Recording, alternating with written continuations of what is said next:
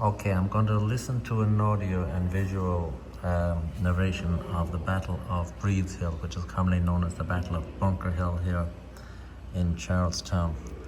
I will be standing now looking towards Boston on this battlefield layout. Three things are very important here from the American side. Up there on top of the hill to the right hand side, that is the redoubt, R-E-D-O-U-B-T. That's where Colonel Prescott was. Coming out from the corner of the redoubt then is the defensive line right there.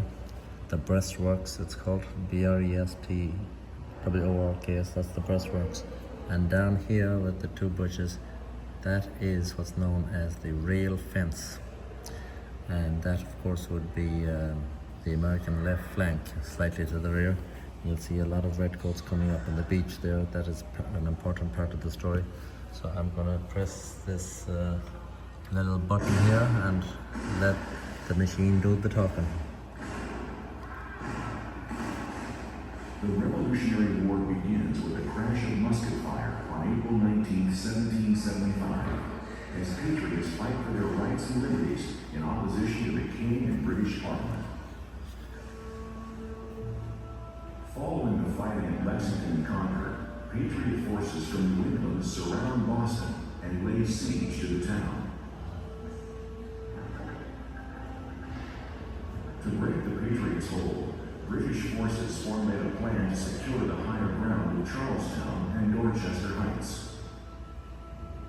Patriot spies soon learned of the British strategy, and in response, a force is ordered to fortify Bunker Hill, the highest point of the Charlestown Peninsula.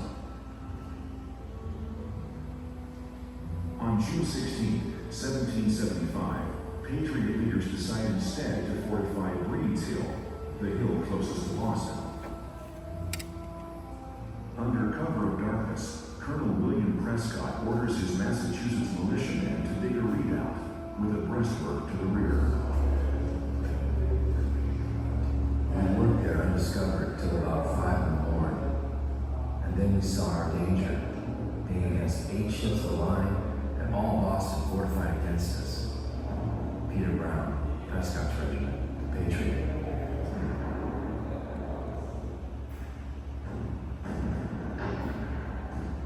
Immediately a cannonading began on those works and on the enemy wherever they could be discovered within reach of their guns and halting British loyalists. In the afternoon of June 17th, British soldiers under General William Howe's command landed in Moulton's Point. Patriot leader Colonel William Prescott sends Connecticut troops under Captain Thomas Knowlton to oppose them. New Hampshire regiments under Colonel John Stark join them and fortify a position near the Mystic River. The Patriot line is now complete. The troops were no sooner ashore than it was instantly perceived the enemy was very strongly posted. British General William Howe. British troops come under fire from Patriot snipers hidden in Charlestown. At Howe's request, warships set the town on fire. The wooden houses burn quickly, and smoke fills the sky. The destruction of Charlestown reinforces the Patriots' determination to defend their ground. We saw the fire and we saw all the horrors of the war raging and halting British loyalists. Howe plans to outflank the Americans by sending a column along the Mystic River shore, and a second column advancing on the rail fence through the adjacent riverside fields. At approximately 3 in the afternoon, they begin their march.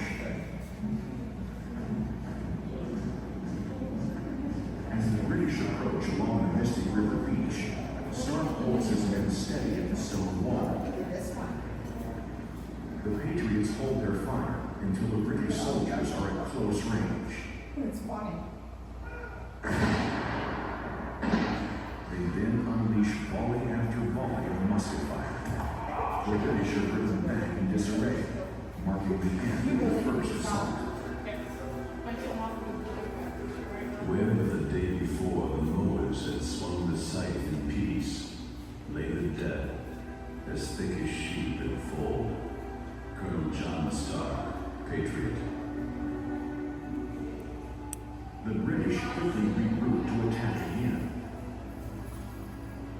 In the heat of the afternoon, Howe sends his forces up the thick grassy fields, marching in battle line formation over rough terrain. Again, the Patriots hold their fire until close range. They let loose, creating confusion among the British infantry. Their lines broke, the British fleeing once more to lower ground, marking the end of the second assault. With renewed determination, Howe orders a third attack. This time, he instructs his men to remove their heavy packs and make a bayonet charge against the redoubt and breastwork.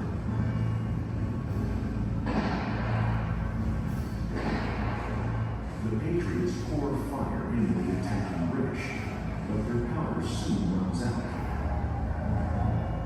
Though the Patriots fight back with rocks, musket butts, everything they have at hand, Howe's men spill into the redoubt, their bayonets forcing out the last of the defenders.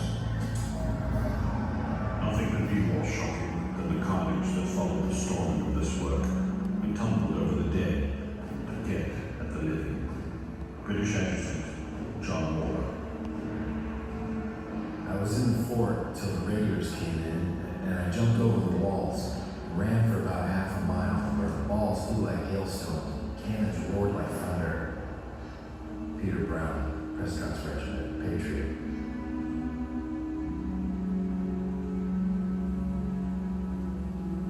The British win the day, but at great cost. Half of their forces have been killed or wounded. I freely confess to you when I looked at the consequences of it in the loss of so many brave officers. I do it with horror. The success is too dearly bought. British General William Howe. Stunned by the day's events, the British camp on the battlefield, allowing the Patriot militia to return safely to Cambridge.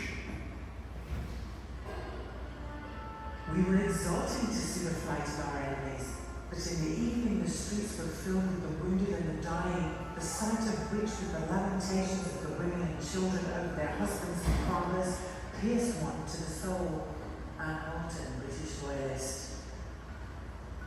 If we should be called into action again, I hope to have courage and strength to act my part valiantly in defense of our liberties and our country. Peter Brown, Prescott's Regiment, Patriot.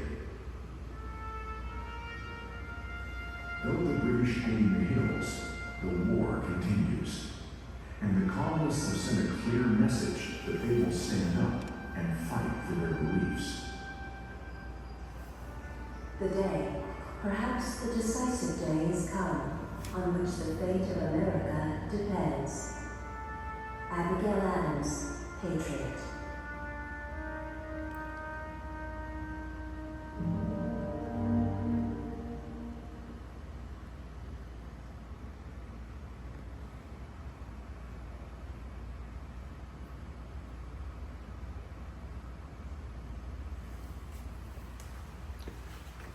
Very good. Now, this is a famous painting by John Trumbull depicting the death of Dr. Joseph Warren, W-A-R-R-E-N. That is a romanticized depiction of the action, of course, but it makes for a good painting. This here is a model of the men in the redoubt. The redoubt is up there, the men standing on the embankments of the redoubt. There's one entrance into the embankments, and this here is the other fortification extending down from that called the breastworks. Down here to the left would be, and behind us would be the rail fence. You can see Boston in the distance. The ships would have been bombarding as best they could. Those are some islands out in the Boston Harbor. You'll see a tall hill in the background, of which there's 3 hills upon the tall hill, and the structure on top of that tall hill, of course, is the beacon pole with the beacon on top. That is why it's called Beacon Hill. Thank you very much for watching.